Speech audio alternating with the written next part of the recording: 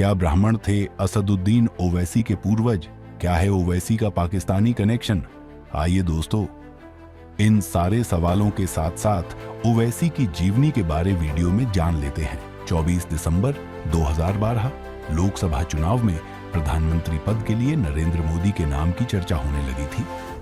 आदिलाबाद की एक रैली में एआईएमआईएम विधायक अकबरुद्दीन ओवैसी ने कहा, लोग मुसलमान को डरा रहे हैं, मोदी है, मोदी है। काहे का मोदी? एक बार हैदराबाद आ जाओ, बता देंगे। हिंदुस्तान में हम 25 करोड़ हैं, तुम 100 करोड़। ठीक है, तुम तो हमसे इतने ज्यादा हो।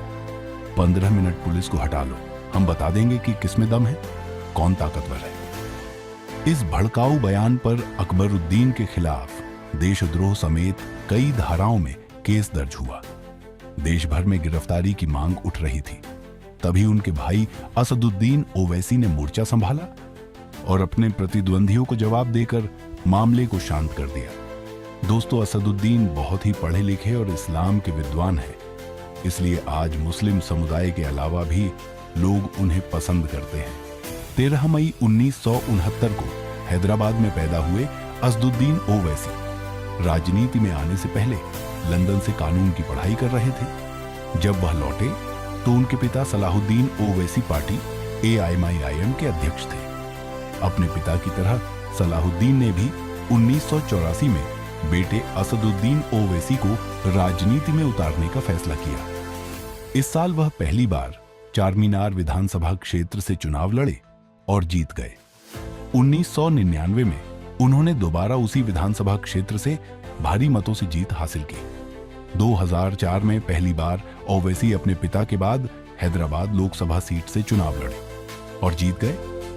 तब से वह लगातार इस लोकसभा सीट पर चुनाव जीत रहे हैं।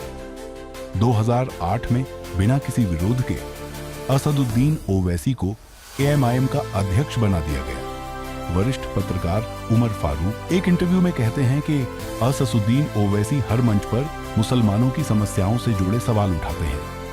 आजादी के इतने साल गुजर जाने के बाद भी मुस्लिम समाज शिक्षा और आर्थिक पहलू पर इतना पिछड़ा क्यों है?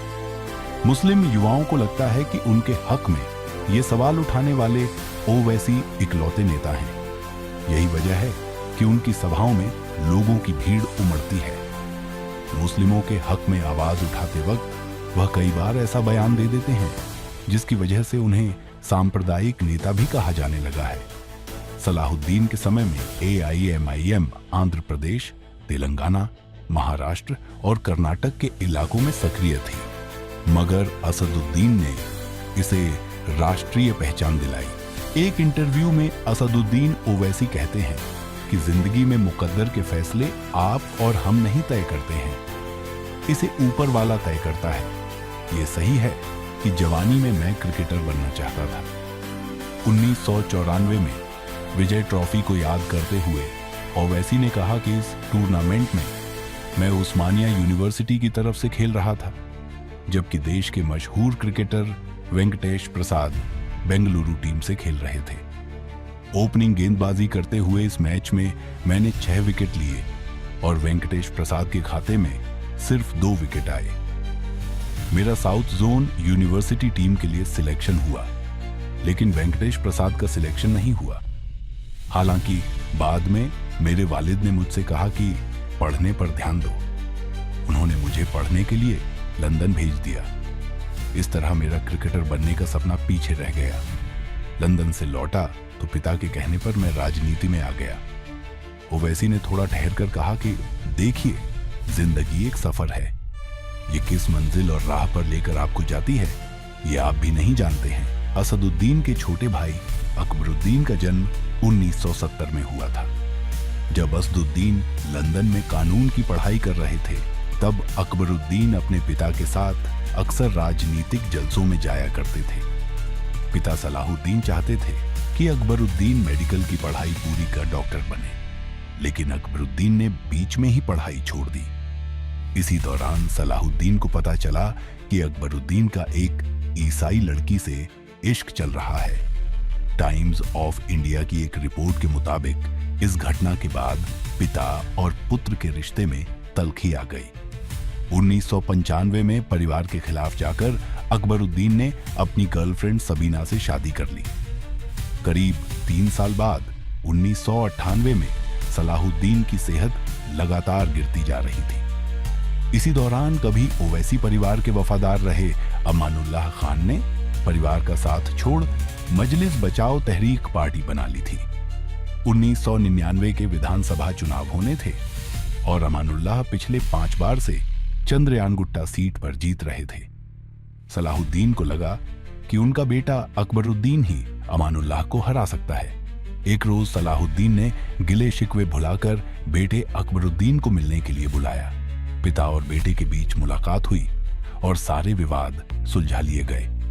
तय ये हुआ कि अकबरुद्दीन की पत्नी सबीना को इस्लाम कबूल कराया जाएगा और उनका नाम सबीना फरजाना होगा। 1999 में अकबरुद्दीन ने एएमईएम से अमानुल्लाह के खिलाफ चुनाव लड़ा। इस चुनाव में अकबरुद्दीन को जीत मिली। अकबरुद्दीन के आने से हैदराबाद की राजनीति में मजलिस बचाओ तहरीक पार्टी की हालत ऐसी हुई कि फिर कभी ये पार्टी एएमआईएम के वोट बैंक में सेंध नहीं लगा पाई। असदुद्दीन ने अपने एक इंटरव्यू में भाई अकबरुद्दीन के बारे में कहा था कि वह मुझसे ज्यादा काबिल नेता और वक्ता हैं। जब उनसे अकबरुद्दीन के हिंदुओं को लेकर दिए गए विवादित बयानों पर सवाल किया गया तो उन्होंने इस मामले में कुछ भी बोलने से इनकार कर दिया। 1994 में इस्लाम धर्म की आलोचना के बाद लेखिका तस्लीमा नसरीन को अपना देश बांग्लादेश छोड़ना पड़ा। करीब 1 दशक तक अमेरिका और दूसरे यूरोपीय देशों में रहने के बाद 2004 में तस्लीमा भारत आईं। Resident permit long term visa के जरिए भारत में शरण लेने वाली तस्लीमा को इस्लाम विरोधी बताते हुए ओवैसी भाइयों ने कड़ा विरोध किया। अगस्त 2007 में हैदराबाद में तस्लीमा के एक कार्यक्रम का आयोजन हो रहा था। अकबरुद्दीन ने तस्लीमा के इस कार्यक्रम का विरोध किया। उन्होंने पार्टी के नेताओं के साथ मिलकर तस्लीमा से बदसलूकी की गई। इस विवाद के करीब 5 साल बाद 24 दिसंबर 2012 को आदिलाबाद की एक सभा में एआईएमआईएम नेता अकबरुद्दीन ओवैसी ने कहा, लोग मुसलमान को डरा रहे हैं, मोदी है, काहे का मोदी, एक बार हैदराबाद आ जाओ बता देंगे। तस्लीमा नसरीन आई कहां है किसी को नहीं मालूम। इस बयान के बाद उन्हें देशद्रोह और देश के खिलाफ युद्ध छेड़ने के आरोप में 40 दिनों तक जेल में रहना पड़ा। जब जेल से बाहर आए तो मुस्लिम नौजवानों के बीच उनकी पैठ पहले से ज्यादा मजबूत हुई। 2012 में होने वाले हैदराबाद निगम चुनाव में उनकी पार्टी को पहली बार 100 में से 30 से ज्यादा सीटों पर जीत मिली। नवंबर 2023 में हुए विधानसभा चुनाव में एआईएमआईएम ने हैदराबाद की 6 सीटों पर जीत हासिल की, जिससे साफ पता चलता है कि हैदराबाद पर ओवैसी और उनकी पार्टी की मजबूत पकड़ है। 2019 में असदुद्दीन ओवैसी हैदराबाद लोकसभा सीट से जीतने में कामयाब रहे। असदुद्दीन ओवैसी छोटे भाई की तरह ही बड़े भाई असदुद्दीन ओवैसी भी अपने बयानों की वजह से चर्चा में रहते हैं। साल 2018 में महाराष्ट्र के लातूर में एक जनसभा को संबोधित करते हुए ओवैसी ने कहा कि संविधान में कहीं भी नहीं लिखा है कि किसी को भारत माता की जय बोलना है। उन्होंने कहा था कि अगर आप मेरे गले पर चाकू भी रखेंगे तो भी मैं भारत माता की जय नहीं बोलूंगा। सोशल मीडिया पर कुछ लोगों ने दावा किया कि असदुद्दीन ओवैसी के दादा अब्दुल वहीद का नाम तुलसीराम दास था। मुस्लिम धर्म को स्वीकार करने से पहले वह ब्राह्मण थे और उन्होंने अपना धर्म बदल लिया था। इस तरह के ट्वीट करने वालों को जवाब देते हुए ओवैसी ने कहा था, यह मेरे लिए हमेशा मजेदार होता है कि जब उन्हें वंश गढ़ना होता है तब भी संघियों को मेरे लिए एक ब्राह्मण पूर्वज ढूंढना पड़ता है। हम सभी को अपने कर्मों का जवाब देना होगा। हम सभी आदम और हव्वा के बच्चे हैं। जहां तक मेरी बात है, मुसलमानों के समान अधिकारों और नागरिकता के लिए लोकतांत्रिक संघर्ष आधुनिक भारत की आत्मा की लड़ाई है। यह हिंदू फोबिया नहीं है। इससे पहले 2017 में राकेश सिन्हा ने जब ओवैसी के पूर्वजों को हैदराबाद का ब्राह्मण बताया था तो असदुद्दीन ने तब इसका जवाब देते हुए कहा था नहीं, मेरे परदादा, उनके परदादा और उनके परदादा और सभी दादा पैगंबर आदम से आए थे। हालांकि ओवैसी के पूर्वजों के ब्राह्मण होने का कोई पुख्ता दस्तावेज नहीं मिलता। दोस्तों, AIMIM के उत्तराधिकारी की चर्चा अक्सर होती रहती है। जिस एक इंटरव्यू सबका खंडन करते हुए कहा, मैं अभी इस मामले में कुछ नहीं बोल सकता हूं, ये हमारी पार्टी तय करती है। मैं बस इतना कह सकता हूं कि आने वाले समय में मुझसे ज्यादा काबिल लोग पार्टी की जिम्मेदारी संभालेंगे। 11 दिसंबर 1996 को फरहीन नाम की लड़की से शादी करने वाले ओवैसी के 6 बच्चे हैं। हैदराबाद में समरकंद से आए आसफजाह की वंशावली राज्य कर रही थी, ये निजाम कहलाए। 1911 में इसी वंश के आसफ जाह मुजफ्फरुल मुल्क सर मीर उस्मान अली खान ने हैदराबाद रियासत की गद्दी संभाली थी। हैदराबाद रिसायत के एक शख्स बहादुर यार जंग ने अपने कुछ साथियों के साथ मिलकर मुस्लिमों का एक संगठन बनाया। इसका नाम मजलिस-ए-इत्तेहादुल मुस्लिमीन यानी MIM रखा गया। तो अससुद्दीन ओवैसी के दादा अब्दुल वहीद ओवैसी को MIM संगठन के प्रमुख बनाया गया। अब्दुल वहीद ओवैसी ने संगठन का नाम बदलकर ऑल इंडिया मजलिस-ए-इत्तेहादुल मुस्लिमीन यानी AIMIM रख दिया। उन्होंने इसे एक मुस्लिम संगठन की बजाय राजनीतिक पार्टी का रूप दिया।